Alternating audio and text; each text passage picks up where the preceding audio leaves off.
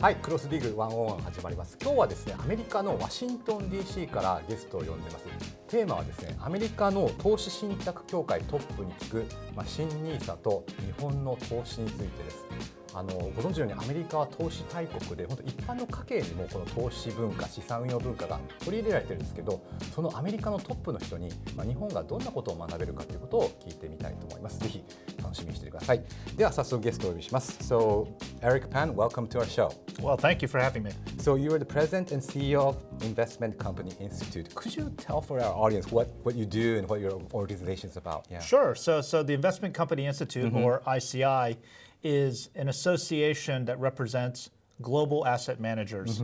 We're based in Washington, but we have members across the United States, here in Japan, and across Europe. What's the purpose of a visit to Japan this time? Well, so I was actually here to speak to a committee of Diet members led by former Prime Minister Kishida to talk about the asset management reforms that are happening here in Japan. We at ICI are very supportive. We think it's actually been a great initiative, and we would like to see it continue. So you mentioned Prime Minister Kishida. So he mentioned 資産運用立国 in Japanese, which means so Japan wants to lead asset management center. So do you think Japan has changed so far? How do you feel when you talk to the Diet members? So I think it's a journey. This is going to take time, but in order to begin the journey, you need to have support from the government to do so. And so I think already that very first step is a significant one. It is so unusual to have someone, when Prime Minister Kishida was the Prime Minister, to have the Prime Minister himself talk about this issue means that Japan is serious. And because people feel like Japan is serious about this initiative, it has attracted a lot of attention. I can tell you in the United States, people are very much aware of this. And a number of asset management firms are very interested in coming to Japan and trying to be very involved in this program. Japan's changing, right? That's the reason? It is. It's a sign that Japan is eager to expand in this area, that Japanese investors want to be bigger players in the capital markets, and that there are good investment opportunities here in Japan. So a lot of our audience are interested in NISA and NISA. So how do you assess the impact of NISA, and do you see any need for improvement? So I think NISA so far has been a tremendous success. It's really important for people to get used to the idea of investing. Yes. And I want to use the word investing as opposed to saving, because saving often refers to putting your money in a bank account.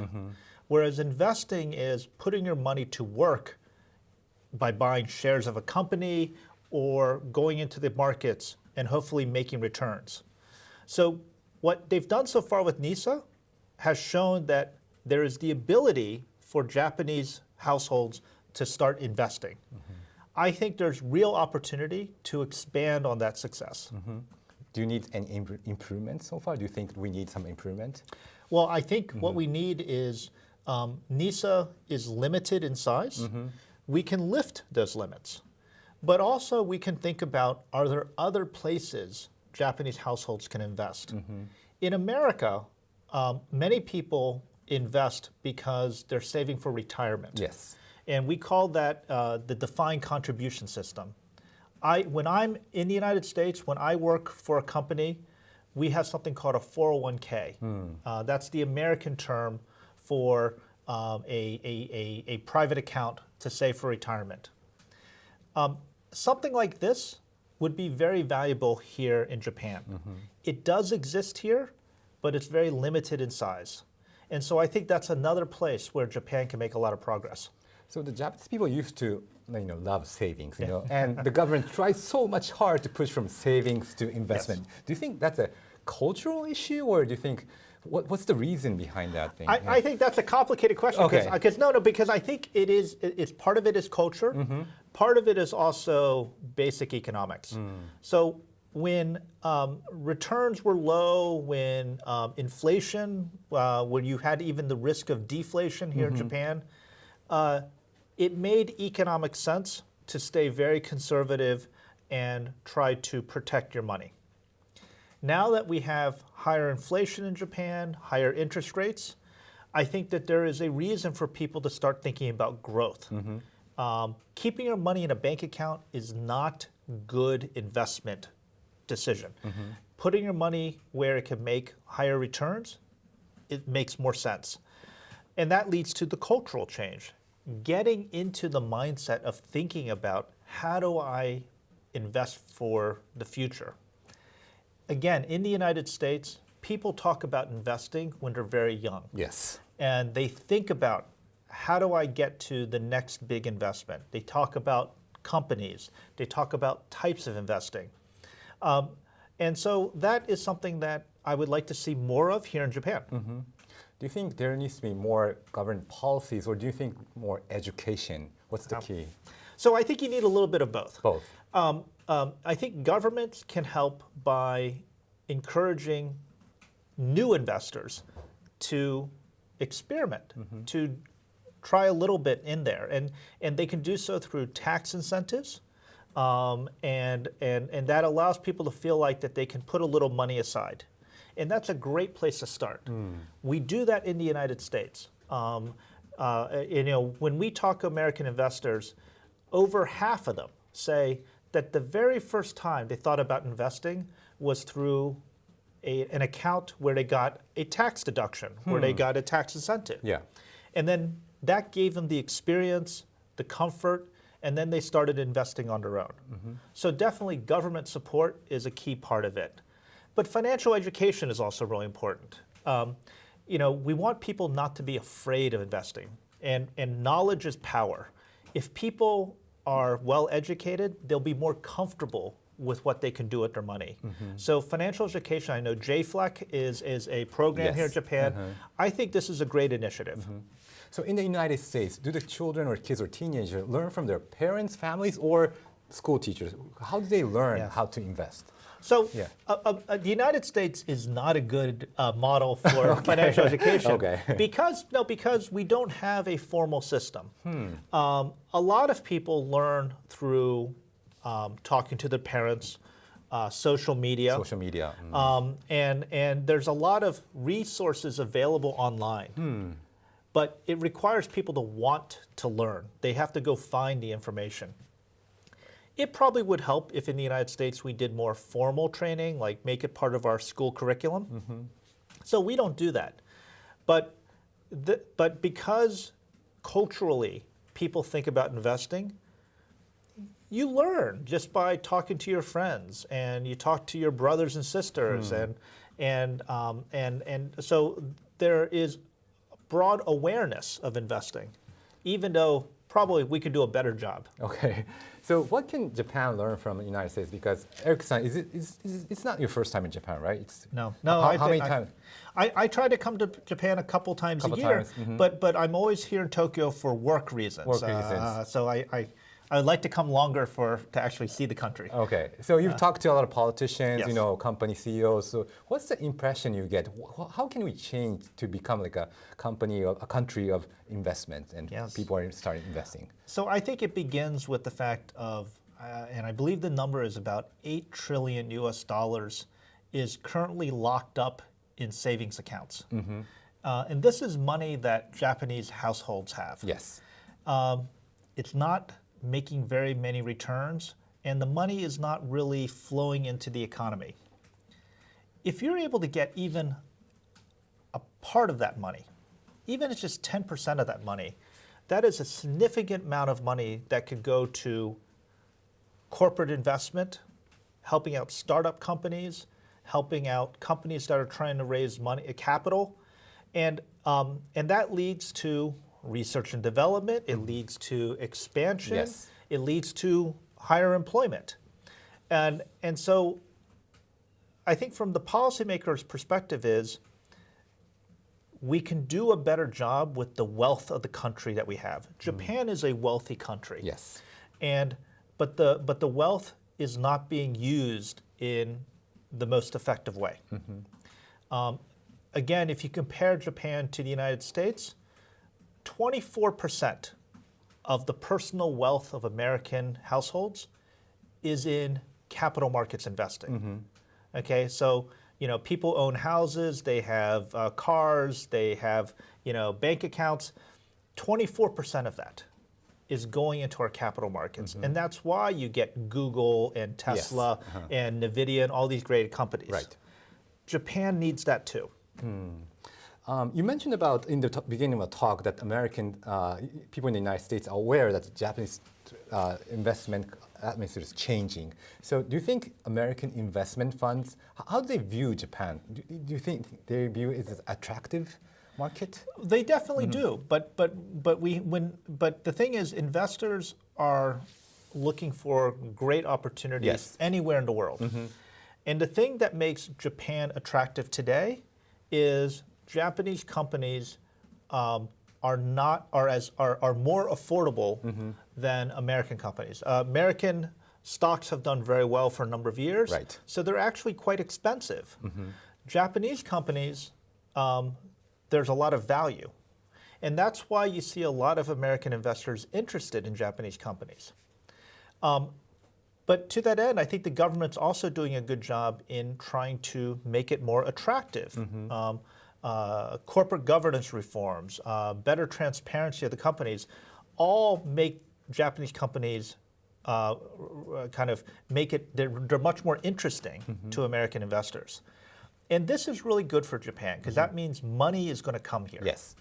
So I've talked to a lot of financial experts, economists during this show, and people argue that in the year 2024, there's NISA, there's a big election, so international community was interested in the Japanese stock market. But 2025, there's not any change happening. It's the second year of NISA. Do you feel that people are losing interest, or is the interest continuing to grow? So I think as someone who talks about investing, I believe in thinking long term. So markets go up, they go down. Interest in a topic goes up, it goes down. I'm focused on what is the long-term trend. And I am very bullish on Japan because the fundamentals here in Japan are very good. You have well-run companies that are internationally successful. You have a healthy market here in Japan. The Japanese people, they consume. There's demand for consumer products here. When you compare Japan with Germany, with China, think about other major countries, Japan actually looks very good. And so I think we have to keep that in mind that, focus on the fundamentals, focus on the long term. But to your point earlier about how do we get Japanese investors involved, we're still at the very beginning of the journey. NISA, great first step, but if we stop now, I fear that the progress will be quite limited. If we build upon NISA, higher contribution limits, but also make defined contribution plans more attractive, offer a wider variety of products, then I think the growth opportunity is much bigger. So Prime Minister Kishida stepped down. We have now Ishiba-san. Do you think it's important to continue the policies which Kishida proposed? I do, because this isn't about party politics. It isn't about individuals. This is about a very simple belief that the wealth of the country needs to be used in a more productive manner.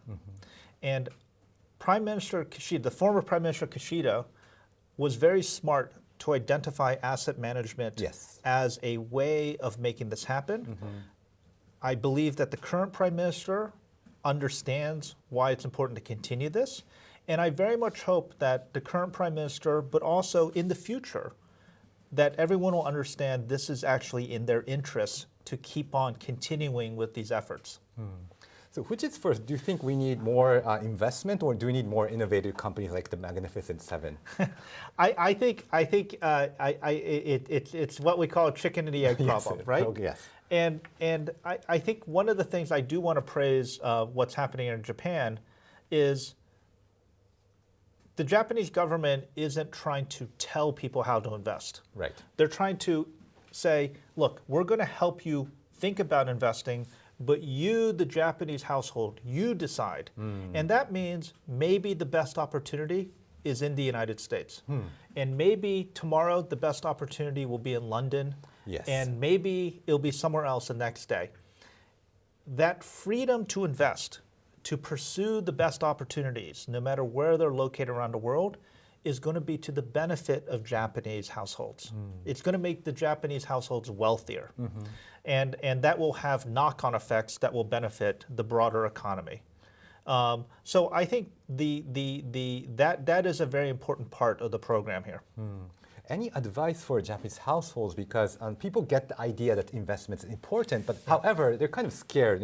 Especially U.S. stocks. They know Google or Facebook or Tesla, but other companies, there's companies they haven't heard of before. So, any advice for especially the audience who are watching this show? Well, I think the thing is learn. I completely can understand why some people may feel a little bit anxious, but the fact is. Americans have been investing for over 100 years. In fact, at ICI, we just celebrated the 100th anniversary of the very first American mutual fund. 100th anniversary. Yes. Wow. So it was back in 1924 that we started this idea of an investment vehicle, and I can tell you so many stories about this. And I think my favorite story was that one of our members got called by a woman, she's in her late 80s. It was her mother who gave her her very first mutual fund when she was a young woman. And this woman was a school teacher in New York City. And she says if it wasn't for that mutual fund, she couldn't retire today. And she said something which I think is so true. She says, you don't need a lot of money, all you need is time. And that you can become a wealthy person. And that is really the heart of investing, which is it's about having a long-term horizon, being patient with your investments, and keeping your money working. And that's something that I think we all can follow here in Japan or in the United States or anywhere else. So it's very important to have a long-term view instead of like watching your smartphone every day, Yes. seeing the stocks go high and low. Yes. I think that is definitely true because the markets move for a variety of reasons, and if we spend all our time trying to time the market, we're probably not going to succeed. Yeah. But if we're patient in our investing, we can have great success. Since you mentioned about mutual funds, could you explain to our audience how's the introduction, like open and mutual funds in the United States, contribute to this investment culture? So before there were mutual funds, if you wanted to be in the stock market, you had to pick your own companies, and you would have to, if you wanted to balance your portfolio, you would have to spend every day looking at your stocks. And do research. And doing research and saying, well, maybe I have too much of this company, I need to go somewhere else. Yeah. And that's really hard for a lot of people, especially working people. Right. We talk about education. We talk about also how much time it takes, and it's expensive too. When they invented the first mutual fund, the idea was you don't need to worry about that. You're going to have a professional manager. He'll be the one to decide what goes into the mutual fund. He will worry about making sure you have the right balance. He will make sure you have a diversified portfolio. And because you can have thousands of people in it, your costs will be lower because you can share the costs with everybody. And this was a really powerful tool because it was really when the mutual fund began that regular Americans, the middle class Americans, started going into the stock market. And you could look at the history of the American stock market and you can see it was starting in the 20s that it started going up very quickly. Yes. And that's because American middle class people started feeling like they can be part of this. So that was the historic significance of the mutual fund for America. And I think the United States has benefited from that. Hopefully, with the reforms that are happening, Japan too will become will benefit a great deal from further investing. And the key is education. It will take time. It will take time, but you have to begin somewhere. Yeah. And it takes education. It takes government policies to make it easier for people to invest, and it takes a desire from individuals to be thinking about investing. So it's very difficult to change that mindset because we experienced the last decades, and it's difficult to imagine that the economy will actually grow. As opposed to S&P 500, you just put your money and it just automatically grows. Yeah, no, I can see that. But if you think about the so-called lost decade, people here in Japan could have invested in the S&P 500 too. That's right. and they would have done very well. And they've become rich by now. Well, exactly. Yeah. So I think thinking about investing and looking at investing here in Japan, but also in other parts of the world, I think it's something that everybody can do.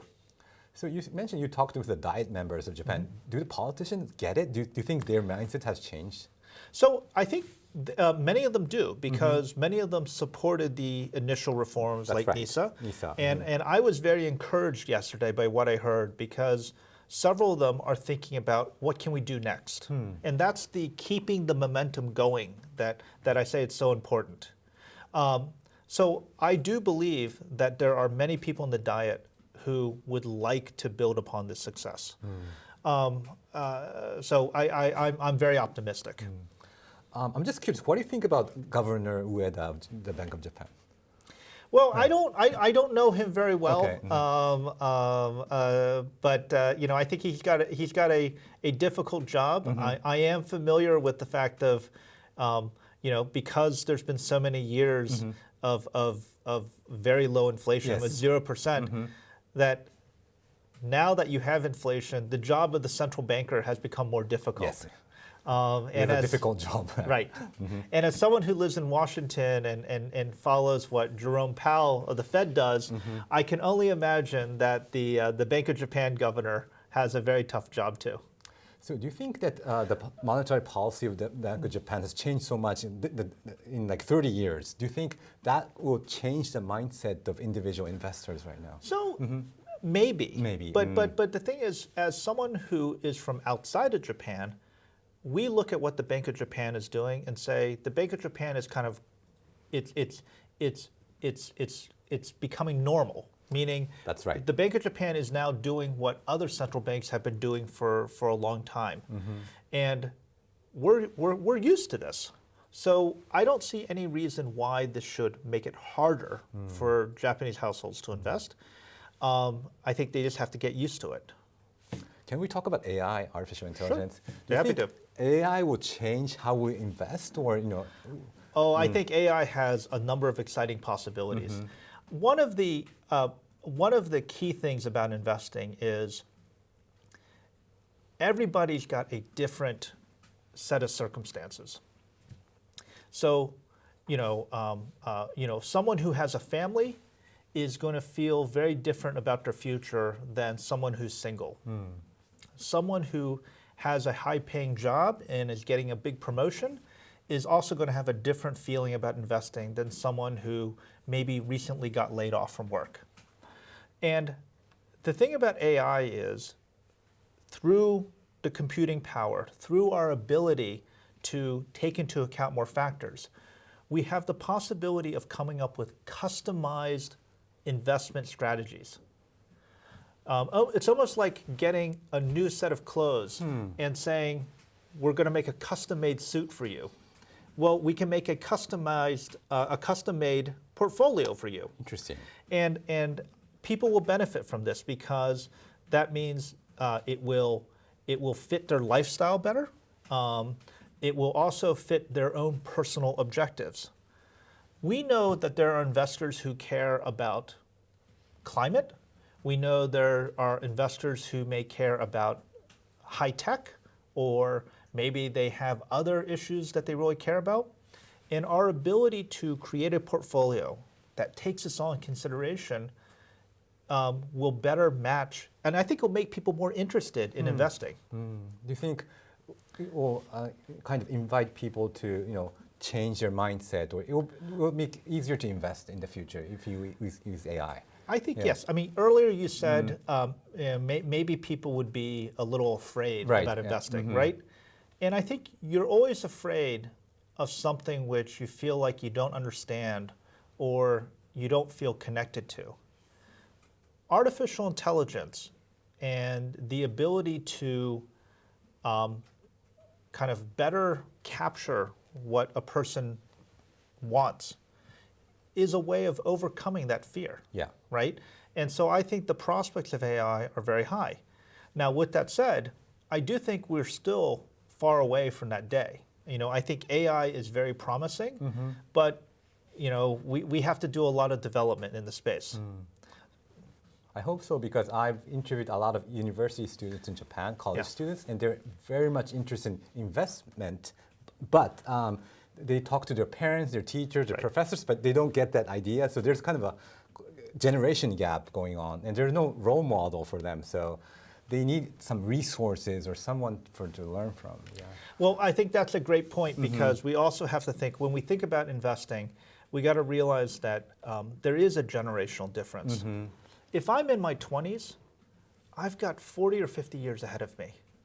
I'm going to be a lot more willing to take risk. I'm going to be a lot more willing to do investments that may not pay off for a long time.